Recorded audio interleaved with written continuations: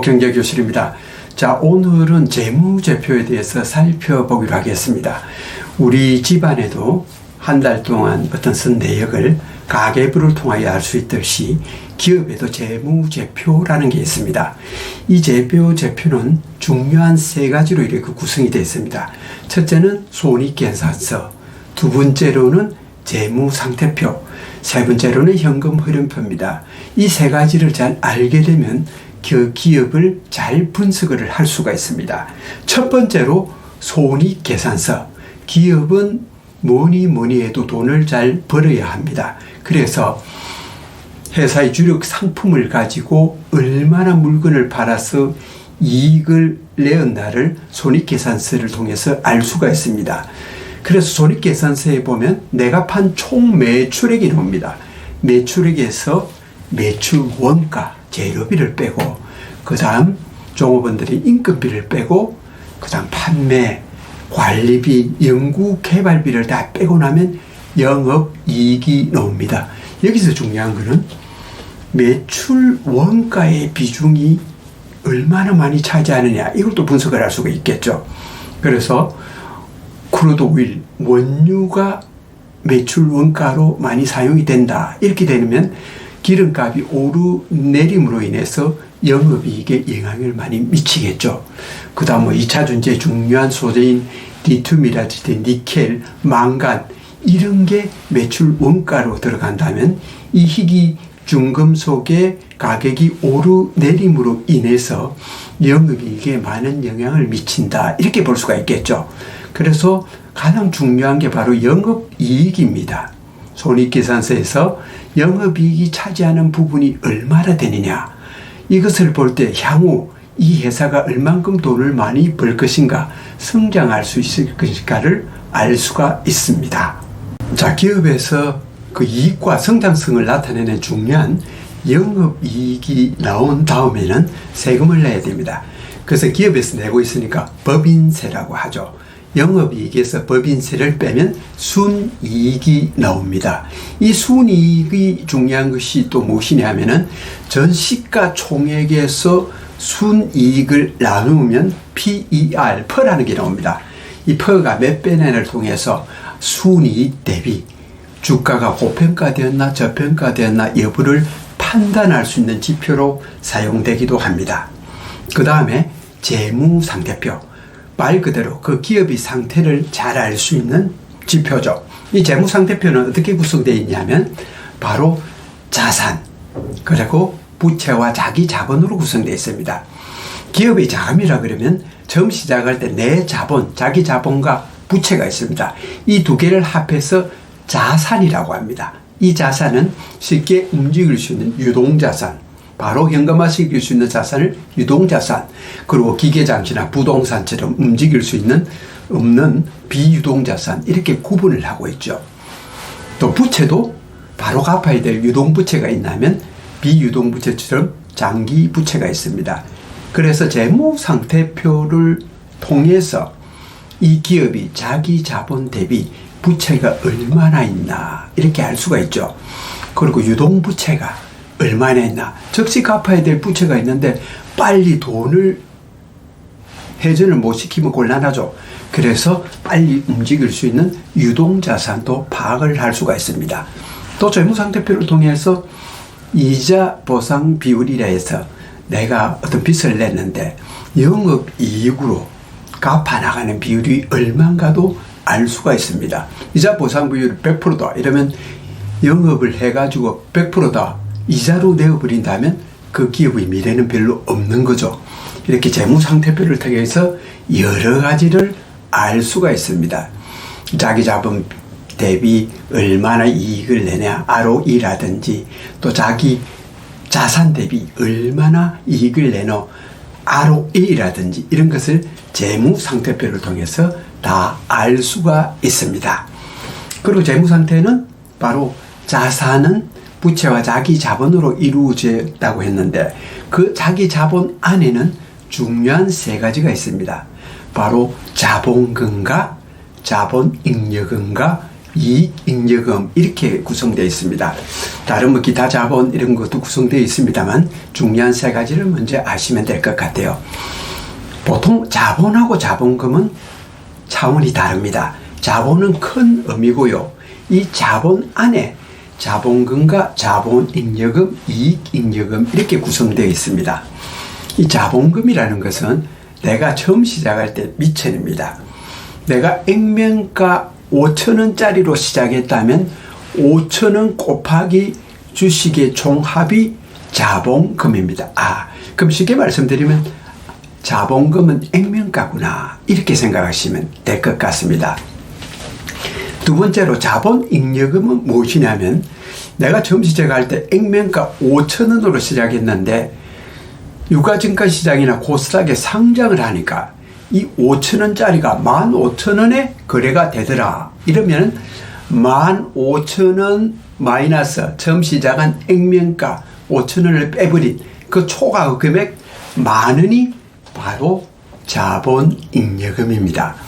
이 자본잉여금으로 나중에 무엇을 할 수 있냐면 바로 무상증자를 할 때 사용을 할 수가 있죠. 그 다음에 이익잉여금이라는 게 있습니다. 이익잉여금은 굉장히 중요하죠.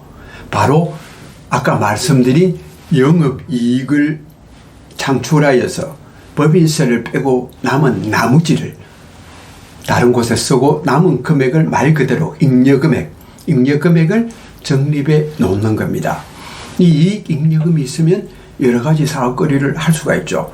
배가 든든합니다. 그래서 자본잉여금과 이익잉여금 굉장히 중요합니다. 이 여유자금을 가지고 여러 가지 사업거리를 만들 수가 있는 겁니다.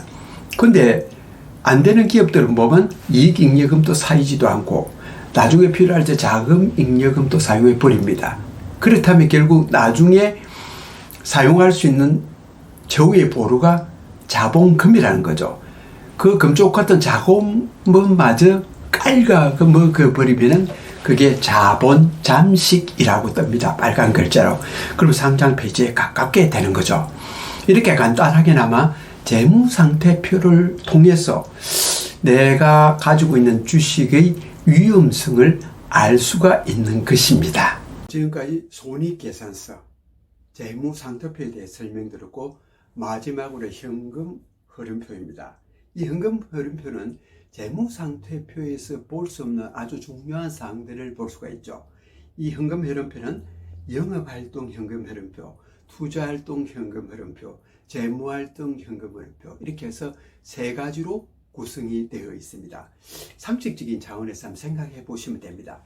영업활동의 현금 흐름, 영업활동을 함으로써 창출된 현금 흐름은 어떻습니까?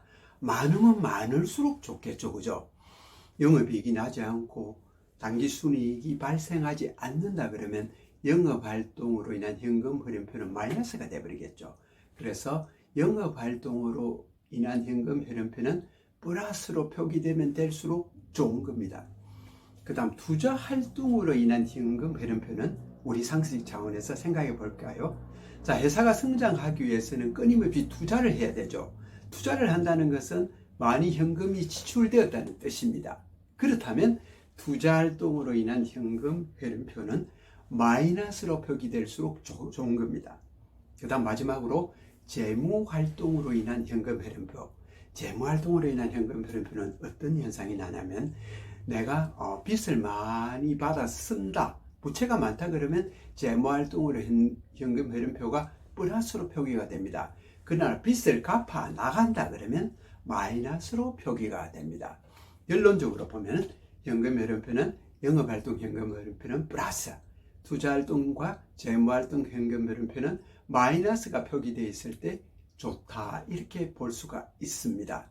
그래서 여러분들이 사용하시는 어떤 HTS 홈 트레이닝 시스템에 보면 딱 순서가 손익계산서가 먼저 나오고 그 다음 재무상태표가 나오고 현금 흐름표가 옵니다. 이 세 가지를 딱 봤을 때 제가 말씀드린 그 굵직굵직한 사항들을 몇 가지만 이렇게 보시면 그래도 지금 주가가 많이 내려가 있지만 내가 투자하고 있는 회사는 망할 회사가 아니더라 이렇게 판단할 수가 있겠죠. 아니면은 내가 취업을 하고자 하는 회사가 있다. 그럼 그 회사의 상태를 잘 들여다 볼 수가 있겠죠. 앞으로 내가 오랫동안 근무할 회사인가 볼 수가 있고요. 또 자녀들이 취업을 한다 그럴 때 어떤 회사냐, 재무상태표를 들여다보면은 이 회사가 건실한 회사다, 곧 상장 폐지될 회사다, 이렇게 간단하거나 판단을 할 수가 있습니다. 정리를 해보자면 이런 거죠. 우리가 가계부를 쓰듯이 회사에도 그런 지표가 있는데 바로 재무제표더라. 재무제표는 크게 세 가지로 나누어져 있더라. 손익계산서와 재무상태표와 현금 흐름표, 이렇게 세 가지로 구성되어 있는데 가장 중요한 게 기업이 얼마나 이익을 낼 수 있나, 바로 손익계산서입니다. 이 손익계산서 총매출액에서 각종 들어간 비용을 다 뺀 나머지가 영업이익이더라. 영업이익에서 법인세를 빼고 나니까 순이익이 나오더라. 이 순이익을 가지고 여러 가지 지표를 만들 수가 있더라, 이거죠. 그 다음 재무상태표. 회사의 그 자산은 부채와 자기 자본으로 구성되어 있는데, 자기 자본 안에는 자본금과 자본잉여금, 이익잉여금으로 구성되어 있는데, 이 자본금은 우리가 초기 출발할 때 바로 액면가더라. 액면가를 초과한 금액이 바로 자본잉여금 계정에 쌓이더라. 그리고 영업이익을 해서 영업을 열심히 해서 벌이놓은 돈, 영업이익에서 세금을 뺀 나머지가 이익잉여금으로 이렇게 쌓여 있더라. 그래서 자본잉여금과 이익잉여금이 많이 쌓여 있는 회사는 좋은 회사더라. 자금 여유가 있더라. 이거 두 가지 마저 다 깔아먹어 버리면은 자본금마저 손을 대게 되죠. 그렇기 때문에 그게 자본 잠식이 되더라. 여기까지 우리가 감지를 할 수가 있습니다. 마지막으로 현금 흐름표. 영업 활동으로 인한 현금 흐름표는 쌓이면 쌓을수록 돈이 많이 들어오는 거라 플러스가 좋고, 투자 활동은 많이 투자를 해야 되니까 마이너스로 표기된 게 좋고, 재무 활동은 많이 갚아 나가고 돈이 빠져나가니까 마이너스가 좋더라. 이렇게 결론을 내릴 수가 있습니다. 정호의 경제교실, 오늘은 재무제표에 대해서 알아보았습니다. 구독과 좋아요로 응원해 주십시오. 감사합니다.